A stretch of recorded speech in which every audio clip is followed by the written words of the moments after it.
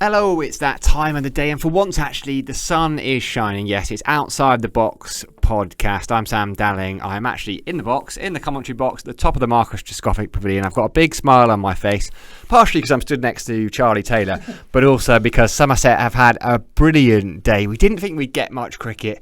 The rain this morning was torrential, but those members who did hang around were rewarded, because at the end of the day, Somerset are well in the lead. Northamptonshire trail by 91 runs with 9 wickets remaining. Charlie, let's go right to the beginning, because Tom Kohler-Cadmore was unbeaten on 95 and he didn't hang around to get that 100, did he?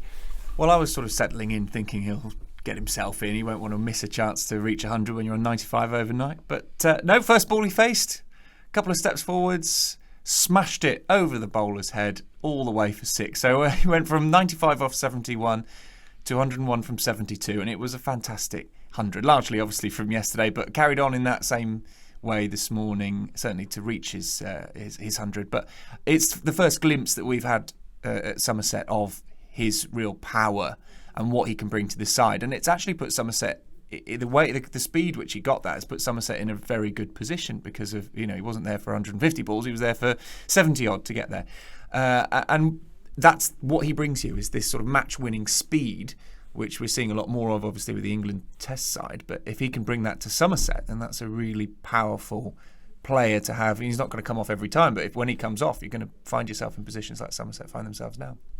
It was a wonderful innings, a joy to behold. It was just a shame there weren't that many people in to see him get his 100, but I have a sneaking suspicion there will be a few more for Tom Kohler-Cadmore. Substantial innings for him, and it was a partnership for the 5th wicket worth 164 with James Rew. Now, the first 50 runs of that partnership, James Rew very much played second fiddle yesterday. He had only 7, but by the end, Rew had 89. He played beautifully. Yes, there were a couple of streaky edges through the slips. Before we talk about his dismissal, let's just big up James Rew, because we're very happy to do that here.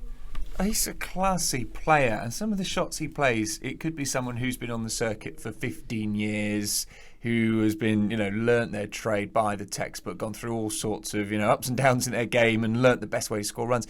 This guy, he's come in, he's still so young, and is playing like he knows the circuit inside out. Some of the shots are just glorious. His drives in particular, just lovely to watch.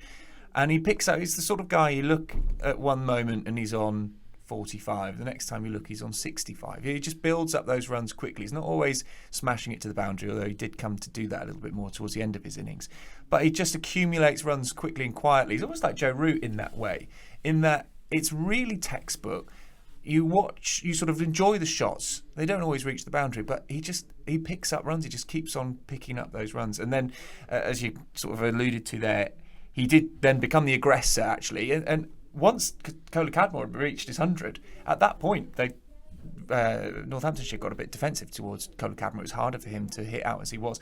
And Rew took the attack to them. And he was brilliant in that. He was hitting all around the ground. He's got a sort of 360 capability, as you're just looking at it now. There's a lot sort of on the squarer and wider of square on the wicket, and he's just picking up loads of runs in that area, and actually that's hard to play against when you've got someone like that. He hasn't got a lot of weaknesses in his game that we can see from there, and he's been brilliant to watch. And Somerset fans know, well, they've got some talent here, because this isn't the first time he's proved it already in his very sort of early career.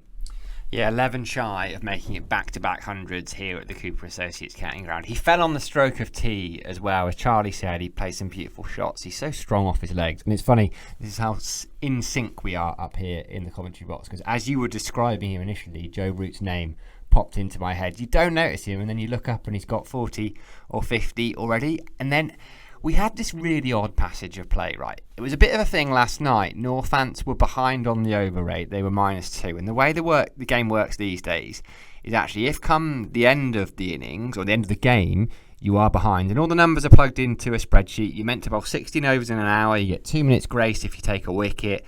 The umpires have discretion for injury or other miscellaneous interruptions. But long and the short of it is Northants were -2, and if it finishes that way at the end of the game, you lose 2 points, and that must be sapping if you work so hard, for example, to get batting or bowling bonus points, and you lose them because your quick bowlers are a bit tardy getting back to their marks. So it It was a deliberate ploy with about 6 or 7 overs until the second new ball was due. Rob Keogh was already on bowling a bit of off spin. Saif Zaib came on to bowl some slow left arm spin. It was funny, the first ball he bowled, he fizzed one in at Casey Aldridge's pads, ran to do the fielding off his own bowling, and then almost jogged back to his run-up and turned and went immediately. And you thought, okay, they haven't really got their eyes on wickets wickets for the sake of bowling Somerset out or for getting back bowling bonus points here. Actually, they just want to up their over rate. And we saw this odd 12 over passage where they didn't take the second new ball. They bowled a little bit of spin, but they did, in fairness, we were mocking it a little bit, they did pick up a wicket. Well, they picked up the wicket of James Rue, which you could see frustration when he got out, and the way he got out was he'd already tried to reverse sweep, and Vic Marks made a really good point, as he always does on commentary. He's just full of them. When there's no pace on it, and this is what Zaid was bowling, there was no pace really on the spin. When there's no pace, it's actually hard to reverse sweep the ball because you're using a lot of that pace to sort of help the ball on its way. So you've got to really engineer the pace, and what that means is you've got to your bat speed's got to be quick, and in reversing that leaves you open to a lot of mistakes potentially. He'd already miscued a couple of them, and he tried a third time and just missed it completely, and it hit the stumps. So he was on 89 by this point. It just felt like this is perhaps where his game can improve. As a young man, you realise, actually, this isn't working. You've tried it a couple of times. It's not working. This isn't the way to do it. And perhaps he needs to sort of think about how he plays against the sort of spin that he was facing there. And you think, well, there must be other ways to attack it, which there are. He was frustrated. We were disappointed for him. 11 short of another century in first-class cricket would have been consecutive matches for him, picking up a century. So difficult for us to see that, but I think it's a learning experience. And what we've seen, 89, it's hard to complain about a young man getting another half century and well beyond that. But certainly frustrating at the style of bowling which got him out. Actually, you don't want to give away your wicket like that, not when you've worked so hard to get 89 runs. Yeah, and what that meant is that Somerset achieved what we've been crying out for the last couple of years, really. That lower middle order, 7, 8, 9, 10, 11, are actually quite reliable. They'll always, between them, they'll muster up 100 plus runs, and they did exactly that. Gregory, Aldridge, Overton and Leach all made scores in the 20s. It's what sits on top of them. Those are if you get top order contributions, and actually the top 3 or 4 didn't offer that much, apart from Cameron Bancroft, fair play to him, he got 39. But if you get a big contribution and another significant score at top of the order, suddenly you're on for 400 plus, and that is exactly what Somerset did. It meant they took a first innings lead of 157 with a tricky little 19 overs in the sunshine in the evening. Before we talk about that, Charlie, credit to Northamptonshire. They kept going. Their bowling, Ben Sanderson didn't come back. Jordan Buckingham, his first time bowling in English conditions, and Jack White, who took a little bit of tap from Kohler Cadmore, but did, to his credit, finish with a fifer. It's not a pitch that's helping bowlers, particular seamers are not getting much help from this pitch. So it is hard, because actually that period where they were clearly just making up the over rate is disappointing. As we say, they've picked up the wicket of James Rue largely through perhaps mistakes of the batter rather than the bowling that we were watching there. But actually that period shouldn't have happened. That's my one criticism. We're going to talk about it. That shouldn't be there. You should be on top of your over rates, and then you're not having to give away 12 overs or whatever it was, 8 overs of off spin that's kind of part time. However, having said that, they kept going. It was tough on a pitch like this, and Somerset batters were making the most of it. In particular, Kohler Cadmore, who was really hard to bowl to because he's such a really experienced player in conditions like this, and he hits the ball so hard. I haven't really seen him play all that much when he's been at Yorkshire and Worcestershire, but he hits the ball really hard, and that doesn't help as well if you're trying to stop him from scoring runs when he can just bludgeon it for 6 or 4 that flies across the outfield. So I think not too many complaints with that. I think as a captain you've got to be more on top of your over rate. Yes, absolutely. And as I said, it gave them a tricky 19 overs to negotiate. They started 157 in arrears, and actually Somerset would have been looking to put on early pressure, but they started really brightly. Yes, Hassan Azad had to retire not out. His finger was bleeding. lengthy treatment. In the end, I think they probably thought, well, if I go off not out here, I can sort this out overnight. He obviously wasn't that comfortable, couldn't quite stop the bleeding, so we hope he is all right. The one bright spot there was it did give us a chance to cross to Wembley Cricket Club's live stream, and we enjoyed our fellow commentator Harry Everett just poking his bat outside, too far outside off stump. I mean, when he tries to criticise a player for playing at a ball that they shouldn't be playing at, we will certainly have some evidence to show Harry Everett of him. Well, those in glass houses, as they say, Charlie, that was enjoyable, wasn't it? It was, and what I'll remember is that there's a clip of me dropping a catch in the crowd, which I think the commentary team, the production team here, brought out every single time I talked about catches. So what we've got now is video evidence of Harry Everett scraping around way outside off stump. So, he set himself up for a fall there. We just need really to complete the set a video of me kind of trudging into bowl and falling over and losing my run up or something and ending up flat on my face. So Vasconcelos picked up where he left off. He batted beautifully. He was into the 20. Sam Whiteman came out when Azad went off and also looked decent. All was looking quite nice. Somerset had used 5 different bowlers inside 16 overs. They were 63 without loss, and then suddenly just a little glimmer for Somerset, Charlie.